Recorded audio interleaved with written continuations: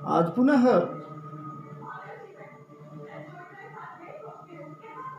मेरे हृदय में श्री ठाकुर जी के कृपा से, श्री प्रिया जी की कृपा से उनके प्रति, उनके लीलाओं के प्रति कुछ न कुछ चिंतन करने के निमित्त अपने आप को प्रस्तुत कर रहा हूँ।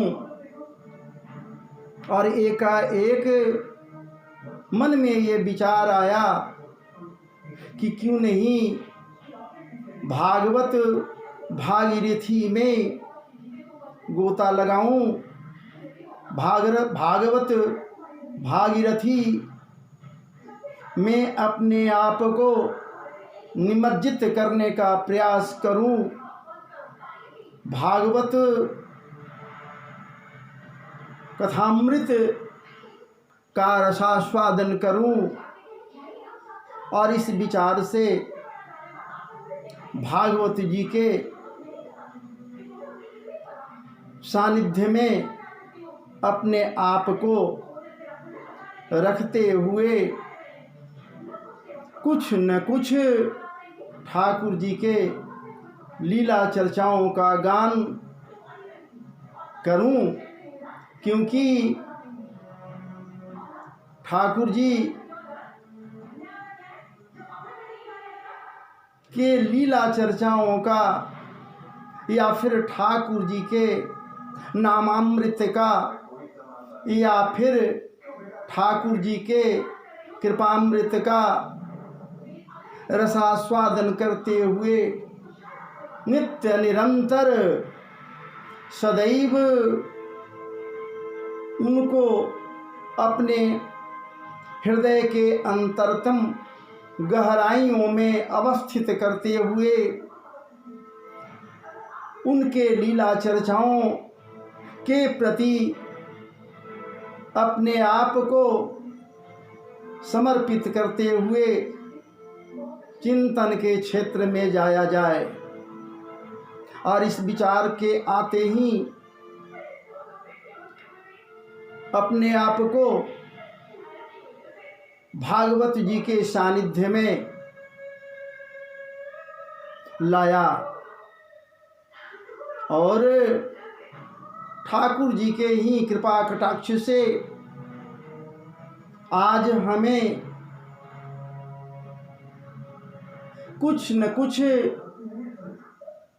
कहने की और फिर कुछ न कुछ लीलाओं का गान करने के लिए स्वयं ठाकुर जी के कृपा से ही समय मिला है। और अपने को बड़भागी इसीलिए समझ रहा हूँ कि बिना उनके कृपा के कोई भी उनके सानिध्य में नहीं आ सकता। इसलिए नित्य निरंतर सोते जागते उठते बैठते खाते पीते या फिर कभी भी किसी भी समय जो भी कर्म करे आदमी मनुष्य जो भी कर्म कर रहा हो उन कर्मों के दरम्यान भी श्री ठाकुर जी के नामामृत का पान करे तो इससे बड़ी उपलब्धि और कुछ नहीं हो सकता। जो भी कर्म करे वो ये समझकर करे कि ये कर्म ठाकुर जी का ही तो है, चूँकि बिना उनके कृपा का कोई भी कार्य संपादित नहीं हो सकता है। हम लोग यदि कुछ बाचाल भी हो रहे हैं, कुछ बोल भी रहे हैं, कह भी रहे हैं, सुन भी रहे हैं या फिर खा भी रहे हैं, पी भी रहे हैं, वायु का सेवन भी कर रहे हैं, आंखें मटका रहे हैं, पुतलियों को इधर से उधर घुमा रहे हैं, उंगलियों को उठा रहे हैं, अर्थात किसी प्रकार का भी कर्म कर रहे हैं, कोई भी कर्म कर रहे हैं तो सब उनके ही कृपा से ही संपन्न हो रहा है। और ये भाव जैसे ही मन में जगेगा वैसे ही ये बात जरूर माननी चाहिए कि अब हम उस पथ पर अपने आप को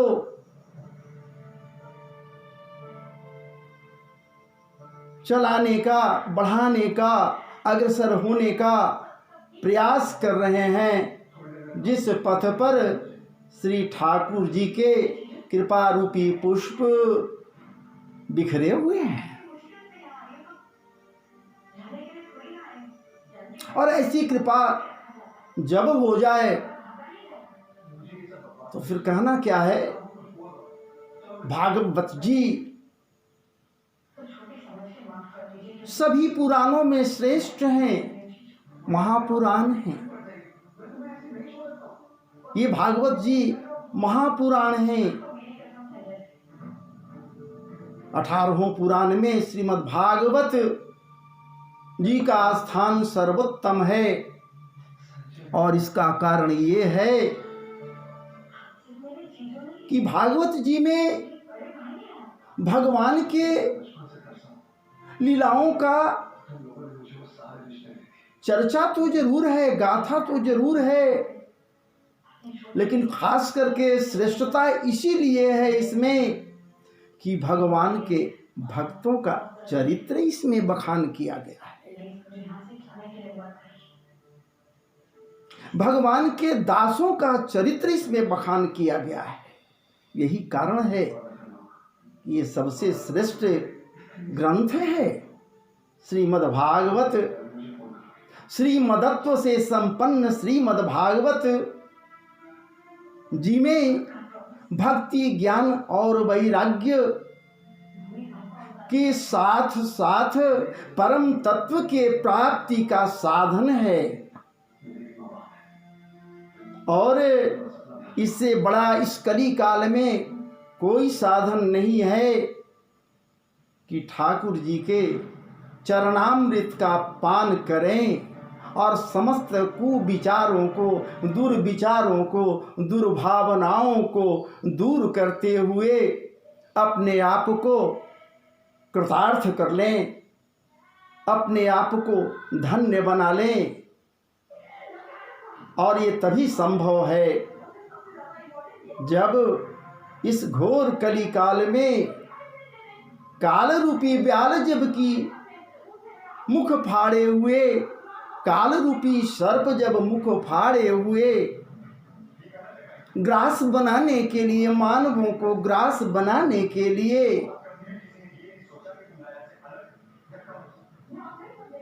समर्थवान बना हुआ है, दौड़ा चला रहा है, ग्रास बनाने के लिए तत्पर है। क्योंकि भागवत जी में ये बातें आई भी है। काल व्याल मुखग्रास त्रास निर्नाश हेतवे श्रीमद् भागवतम शास्त्रम कलौ कीरेन भाषितम। सुखदेव जी महाराज स्पष्ट करते हैं, काल जब व्याल के रूप में, सर्प के रूप में, विकराल सर्प के रूप में मुंह फाड़े हुए ग्रास बनाने के लिए दौड़ा चला आ रहा है, कब ग्रास बना ले कोई ठीक नहीं है। तो एकमात्र मुक्ति का साधन यदि कुछ है तो भागवत जी का सानिध्यता ही है। और यहाँ संतों के द्वारा बहुत कुछ बतलाई गई बातें हैं भी। अब यहाँ सबसे बड़ी बात है कि हम आपको लेकर चलें वहाँ जहाँ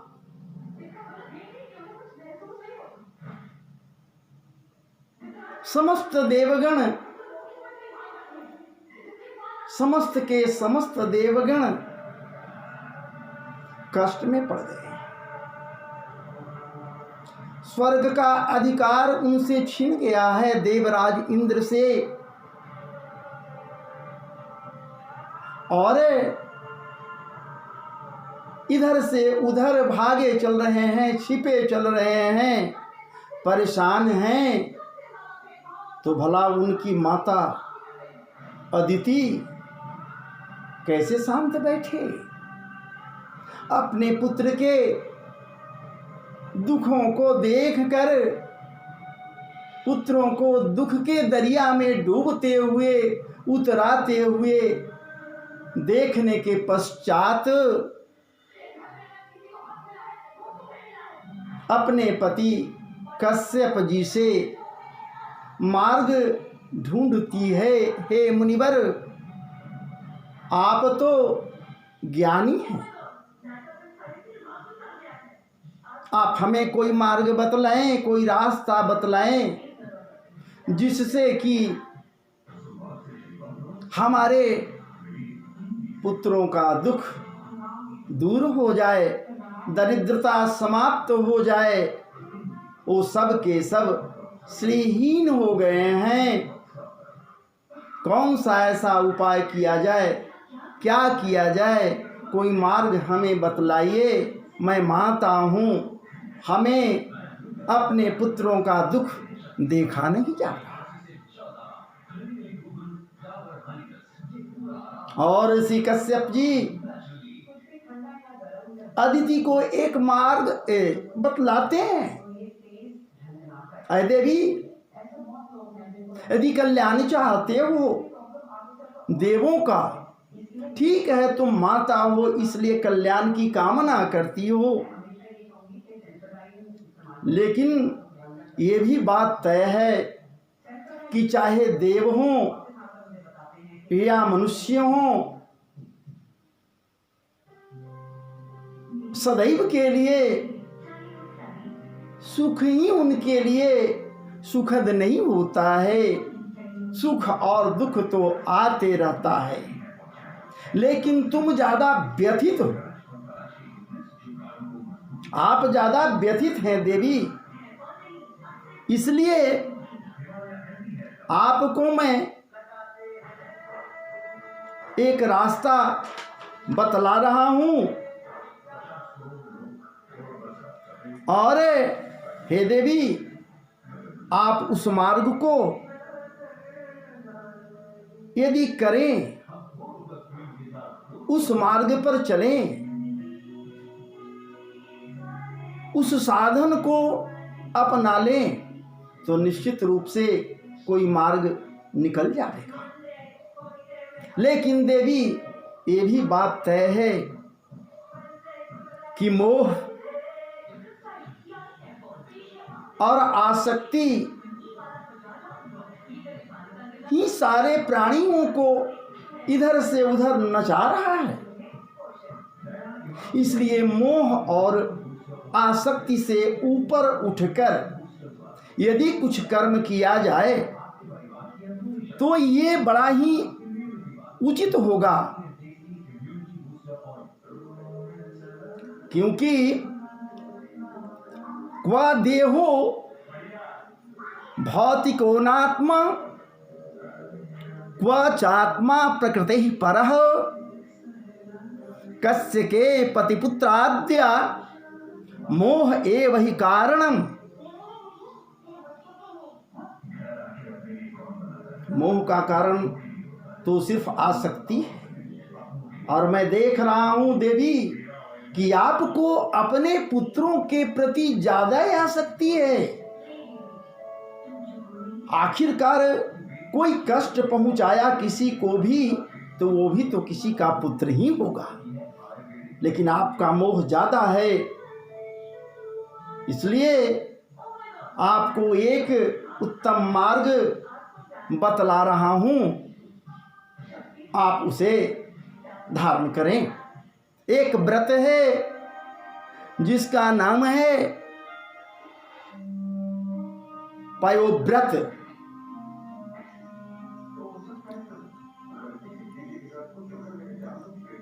और व्रत के सिवा, उपाय के सिवा, या फिर अपने आप को तपाने के सिवा और कोई रास्ता नहीं है। सुख पाने के लिए तपाना पड़ता है अपने को, तभी आत्मसंतुष्टि प्राप्त होती है। इसलिए हे देवी, आप एक व्रत है जो श्री ठाकुर जी महाराज जनार्दन भगवान नारायण को, पुरुषोत्तम को प्रसन्न करने के निमित्त एक व्रत है जिसका नाम है पयो व्रत। जब पयो व्रत आप धारण करेंगी तो निश्चित रूप से दीनबंधु, दीनानाथ, अकारण करुणा वरुणालय भगवान जनार्दन नारायण प्रभु आपके समक्ष आपके लिए कोई उत्तम सा मार्ग प्रशस्त कर देंगे। इसलिए आप, अब देवी कहती हैं, लालायित हैं, इच्छुक हैं, बेचैन हैं, व्यथित हैं, हमारे पुत्रों का कल्याण हो, बिलला रहे हैं, भागे चल रहे हैं। जो कभी स्वर्गादपि था, कभी स्वर्गाधीश था, स्वर्ग के सिंहासन पर आरूढ़ होता था, वो भागा चल रहा है। बेचैन है माता, तो बेचैन होती ही है। बेचैन है माता, वो मैया बेचैन है, पूछती है बेचैन होकर, बेकलाली में कहती है ऋषिवर से, ऐ प्रभु, हमें आप जल्द से जल्द उस व्रत का विधान बतलाइए, वो पयो व्रत कैसे किया जाए ताकि ठाकुर जी के कृपा को पाया जा सके। और इस प्रकार से कश्यप जी कहते हैं कि ऐ देवी, आपको संकल्प लेना होगा सबसे पहले, और व्रत के करने के पूर्व हमसे उत्तम उपदेश को प्राप्त करना होगा, और संकल्पित होने के बाद आप इस व्रत को करेंगी। और ये व्रत फाल्गुन शुक्ल पक्ष के प्रतिपदा से शुरू होगा यह व्रत, और 12 दिनों तक चलेगा। और इस दरम्यान में 12 दिनों तक आपको केवल दुग्ध का ही आहार करना होगा, या फिर दुग्ध से निर्मित वस्तुओं को ही पाना होगा, या फिर दुग्ध पीकर ही आपको कमलनयन भगवान वासुदेव श्री कृष्ण या फिर नारायण प्रभु का आराधना करना होगा। और इतना ही नहीं, और सुन लो देवी, दुग्ध तो पीना होगा 12 दिनों तक, और फिर प्रतिदिन उस मिट्टी को आपको ढूंढ कर लाना होगा, जिस मिट्टी में या जिस मिट्टी को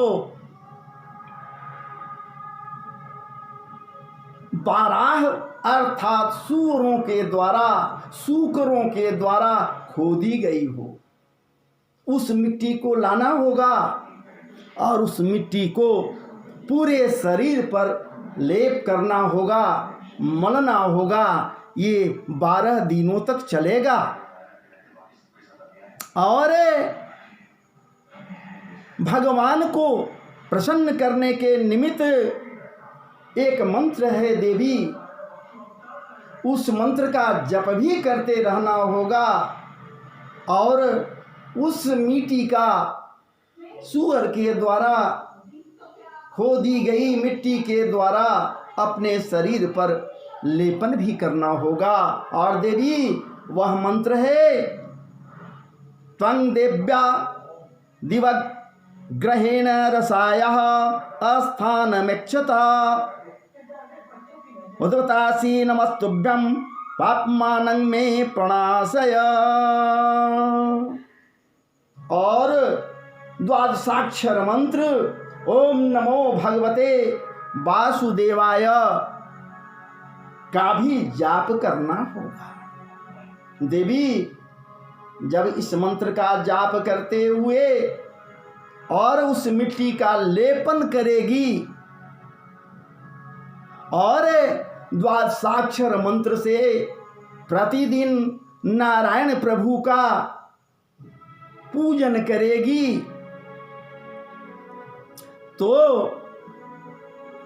और जो चावल और दुग्ध से निर्मित खीर का भोग लगाते हुए इसी मंत्र से 108 बार हवन भी तुझे करना होगा खीर का। और इस प्रकार से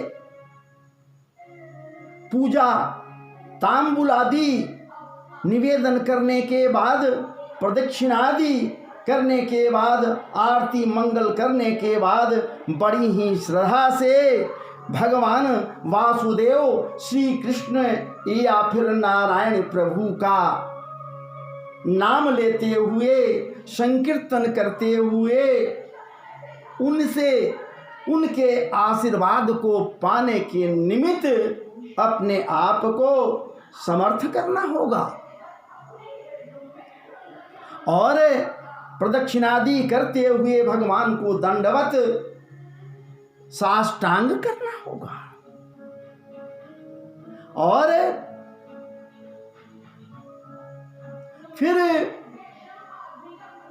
जो निर्माल्य है लगाने के बाद जो कुछ बचा, जो कुछ पूजन आप किया, उसका श्रद्धा पूर्वक विसर्जन करना होगा। ब्राह्मणों को दक्षिणा देकर भोजन कराकर, ब्राह्मणों को भोजन कराने के लिए दुग्ध निर्मित खीर का भोजन कराना होगा और उन्हें संतुष्ट करने के लिए दक्षिणादि देकर उनसे आशीर्वाद ग्रहण करना होगा। और जितने दिनों तक देवी तुझे ब्रह्मचर्य रहना होगा और भूतल पर तुझे शयन भी करना होगा। हो सके तो दर्भासन पर शयन करो।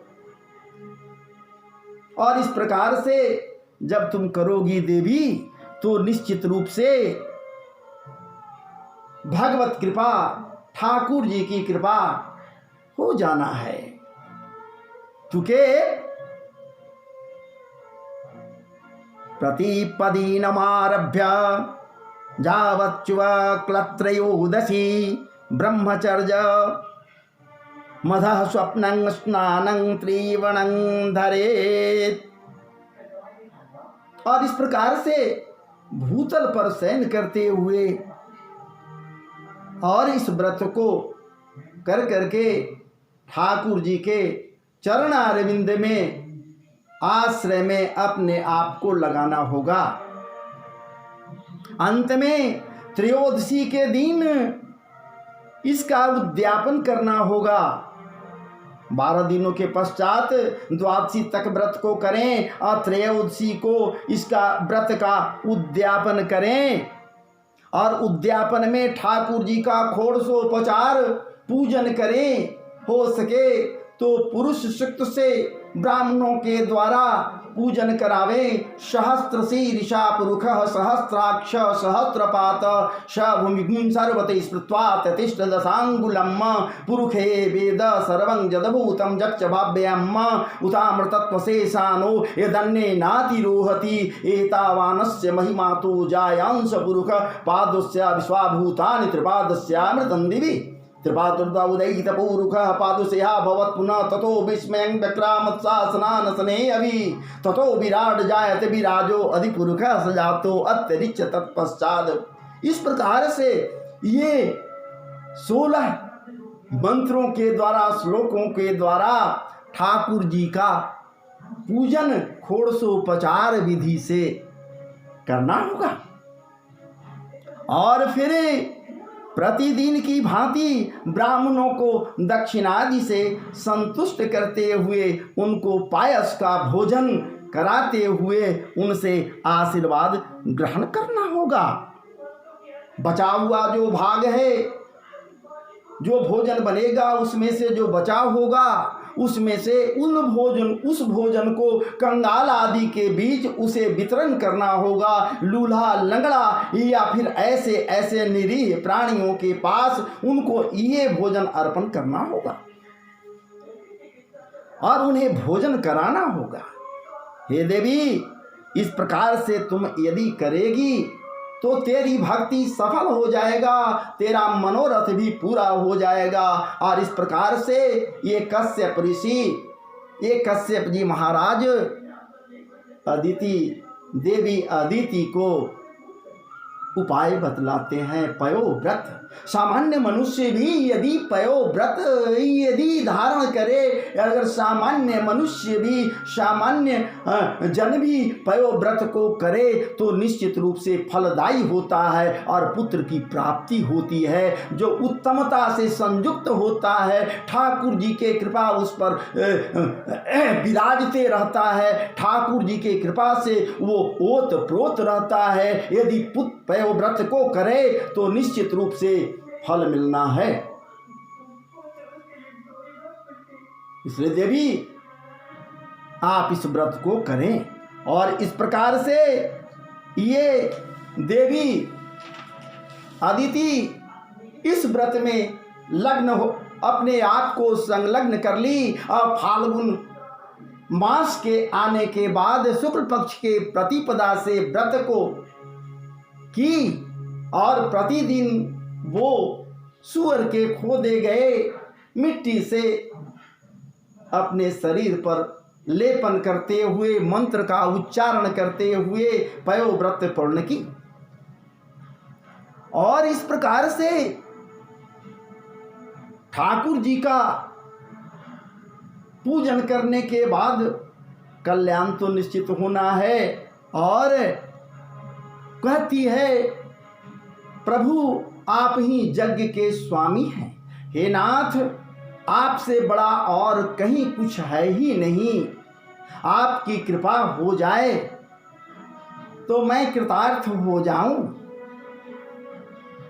यज्ञेश यज्ञ पुरुखा च्युत तीर्थ पादो तीर्थ श्रव श्रवण मंगल नाम देवादय आपन्न लोका वृजिनोपस्मोदवा याद्यो संग्न क्रोधेश भगवन्नसि दीननाथ। हे दीनानाथ आपकी कृपा हो जाए तो समस्त के समस्त आपत्तियां विपत्तियां नष्ट हो जाते हैं, दुख भाग जाते हैं। हे प्रभु आप कृपा करें, हमारे समस्त दुखों का नाश करें। हे ठाकुर जी आप हमारे समक्ष प्रकट हो जाएं।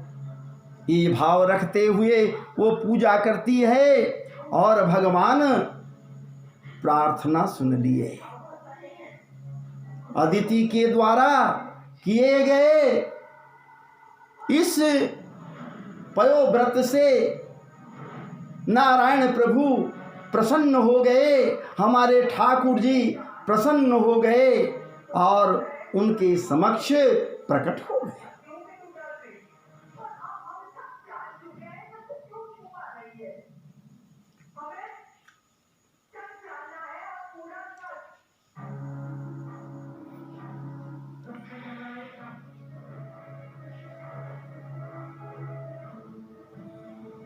और ठाकुर जी कहते हैं, हे देवी मैं समझ रहा हूं, मैं जान रहा हूं तुम क्या चाहती हो। तुम चाहती हो कि तेरे पुत्र विजयी हो जाएं, पुनः स्वर्ग का आधिपत्य उन्हें मिल जाए। लेकिन ये कैसे संभव होगा। ऐ देवी तेरे पुत्र व्याकुल हैं, बेचैन हैं, मारे मारे फिर रहे हैं। और जब मैं उनका अनिष्ट करने के लिए तेरे चाहने पर मैं उनका अनिष्ट करूंगा तो वो भी इधर से उधर बेचैन हो जाएंगे, मारे मारे चलेंगे।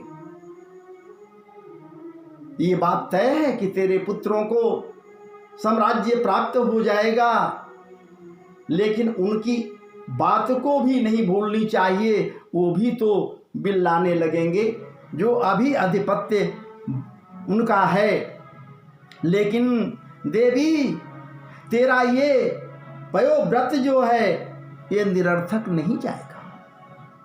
बड़ी श्रद्धा से तुमने जो पयोव्रत की है, इस पयोव्रत का फल तो तुझे निश्चित मिलेगा, घबराने की बात नहीं है। लेकिन देवी, मैं समझ रहा हूं कि तू चाह रही है कि राजा बलि का अनिष्ट हो जाए, राजा बलि मेरे हाथों मारा जाए, मैं मार दूं, या फिर समस्त के समस्त राक्षसों का मैं हनन कर दूं। ये संभव नहीं है देवी, क्योंकि राजा बलि कोई सामान्य नहीं है। राजा बलि धार्मिक है, आध्यात्मिक बुद्धि को रखता है।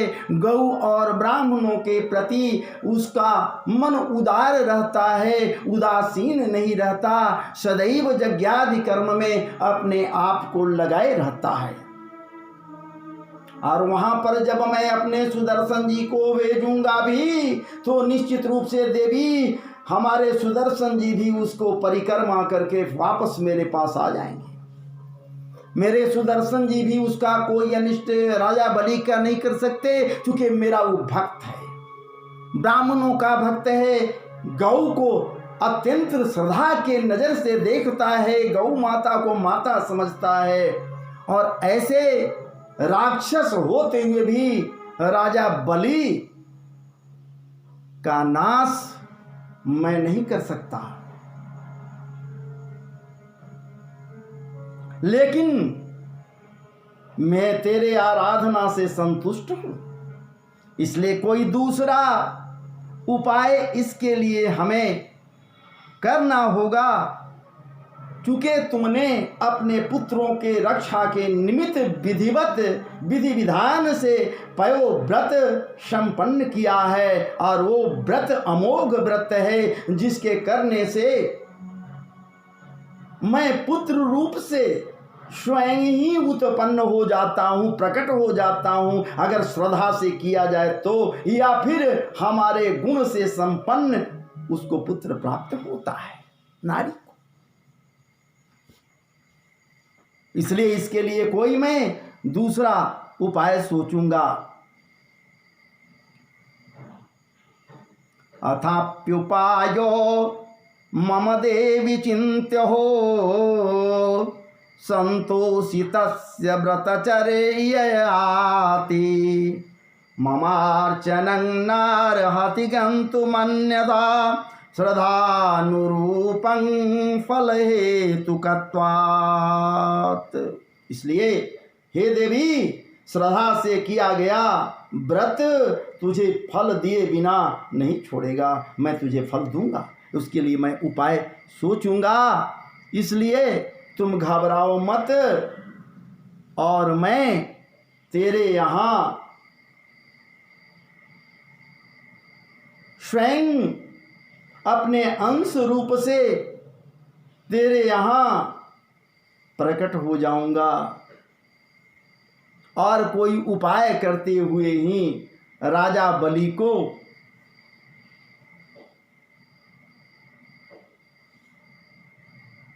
स्वर्ग से विस्थापित करते हुए तेरा कल्याण करूंगा, तेरे पुत्रों का कल्याण करूंगा, और तेरे संतति की रक्षा करूंगा।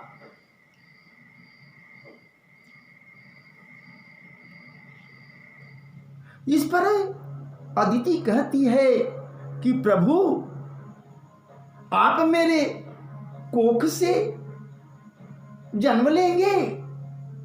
ठाकुर जी कहते हैं कि मैं कोख से ही जन्म लूंगा, लेकिन मैं जन्म तो लेता नहीं, जन्म मृत्यु से मैं रहित हूं, मैं प्रकट हो जाऊंगा।